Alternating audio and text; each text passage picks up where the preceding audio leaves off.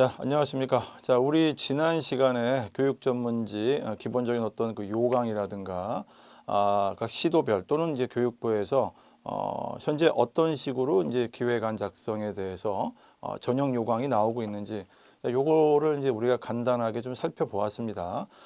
물론 17개 시도를 전부 다 체크하기는 좀 어려웠지만은 교육부하고 그다음에 이제 주요 시도교육청을 우리들이 쭉 살펴보았는데요. 자, 기획안 작성, 그 중에서도 기획력을 이제 소위 기획력을 얼마만큼 역량을 가지고 있느냐, 이제 이것들을 주로 평가의 어떤 요소 또는 평가를 하는 걸로 대부분 나타나고 있죠. 물론 이제 기획안 작성이 물론 이제 교육부라든가 시도교육청마다 약간의 평가 기준은 좀 달라질 수는 있겠습니다. 그리고 또 기획안 작성을 어떤 시도에서는 이제 기획을 통해서 이제 계획안을 이제 소위 말해서 작성을 해야 되는데 그 소위 계획안이라고 하는 것 자체를 어떤 데서는 이제 사업 계획안 이래갖고 조금 더 구체성을 가지고 어떤 그 분량을 조금 더 많은 분량을 쓰게끔 하는 이런 시도도 물론 있습니다. 그래서 이제 우리가 교육 전문직에서 기획안, 즉 기획력을 높이려고 하는 노력은 사실은 조금 내공을 좀 쌓아야 되는 어떤 측면이 좀 있다라고 볼 수가 있어요. 그래서 그냥 무조건 문제 또는 어떤 그 교육 정책의 내용을 보고 그 교육 정책의 내용을 열심히 읽고 또 암기하고 뭐 이런 노력들도 사실은 이제 필요는 하죠. 그렇지만 탄탄하게 먼저 이렇게 잘 그 다듬는 과정이 좀 필요하리라고 생각이 됩니다.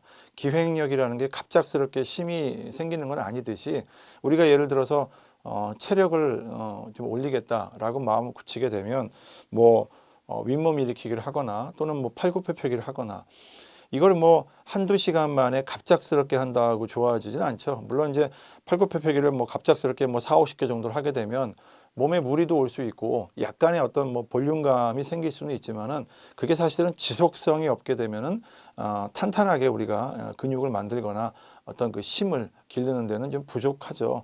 그래서 우리 지금 아주 그 기획 그 력이죠. 기획력을 올리기 위한 가장 기초적인 어떤 과정을 공부하기 때문에 시간이 그렇다고 해서 뭐 많은 것도 아니죠. 뭐 한 30강 정도 내에서 소위 말해서 기획에 대해서 기획안을 작성하기 위해서 뭔가 기획력, 즉 힘을 조금씩 기를 수 있는 어떤 그런 시간을 갖는 데 큰 목적이 있습니다.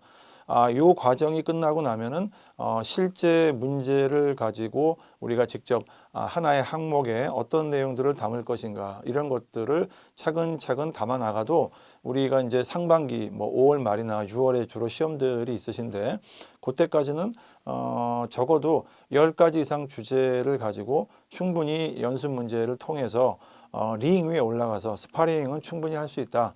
개인의 어떤 그 역량에 따라서는 충분히 시합에서 좋은 성과를 낼 수도 있고 또 이제 아주 처음 하시는 분들 입장에서도 충분히 지금처럼 기본 과정을 잘 밟아 나가시고 그 다음에 연습 문제를 통해서 여러 가지 어떤 작성법을 익히시다 보면은 충분히 어떤 그 성취의 어떤 감도 익히실 수 있으리라 이렇게 생각이 됩니다. 자, 우리 지난번에 제가 말씀드렸듯이 이제 교재를 가지고 이제 강의를 이제 합니다. 이 교재를 가지고 강의를 하니까 여러분들이 교재를 좀 준비 뭐 하셔도 되고 준비가 좀 힘드신 분들 같은 경우에는 이 교재에 있는 내용을 전반적으로 제가 PDF 파일에 담아서 이렇게 강의를 좀 합니다. 그러니까 일단은 좀 들으시면서 중간중간에 작성을 하고 나중에 어떤 피드백 과정은 이제 별도의 어떤 안내가 있을 예정입니다만 일단은 충분하게 강의를 좀 듣고 본인이 스스로 이제 학습할 수 있는 어떤 그 시간, 그 다음에 어떤 내공 이런 시간이 좀 필요하리라 이렇게 생각이 됩니다.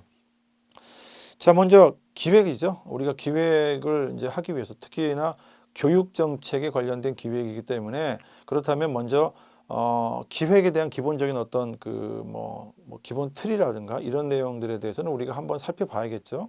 그래서 기본적인 어떤 틀을 마련하기 위해서 기획에 관한 내용들을 전반적으로 한번 쭉 그냥 그 리뷰하듯이 살펴보도록 하겠습니다.